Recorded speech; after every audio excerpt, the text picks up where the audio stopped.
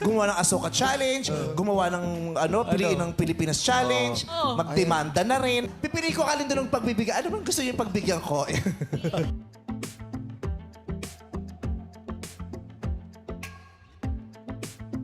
Agad na nag-react si Unkabogable star Vice Ganda sa isinampang demanda ni Sharon Cuneta sa showbiz columnist na si Christopher Min.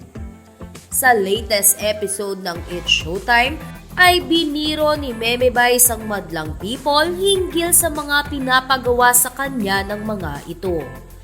Ayon kay Vice Ganda, itong madlang people ang daming pinapagawa sa akin. Gumawa ng Asuka Challenge, gumawa ng Piliin Mo ang Pilipinas Challenge. Magdemanda na rin. Ang dami niyong request. Mamimili ako sa dalawa. Ano ba gusto niyong pagbigyan ko? Yung gumawa o magdemanda? Mabilis naman na nuggets ng madlang people ang demanda jokes na ito ni Meme Vice. Matatandaan kasi nakakasampa lang ng kaso ni Sharon Cuneta kay Christopher Min. At dahil kilala nga na #1 basher ni Vice Ganda si Christy, ay maraming tao ang gustong sundan ni Meme Vice ang ginawa ni Sharon Cuneta kay Christopher Min.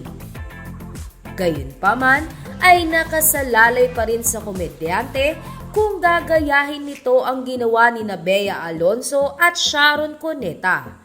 Lingid kasi sa kaalaman ng lahat na ilang taon nang sinisiraan ng naturang kolumnista si Vice Ganda. Ngunit hindi nga nito ginagawan ng aksyon. Kumbaga ay sa mga parinig niya na lamang sa It's Showtime ginagantihan si Christopher Min. Hiling naman ng mga fans ni Vice Ganda na wag nang palampasin ng pagkakataon na mademanda si Christopher Min. Anila ay hindi ito titigil hanggat hindi niya nararanasan ang buhay sa kulungan.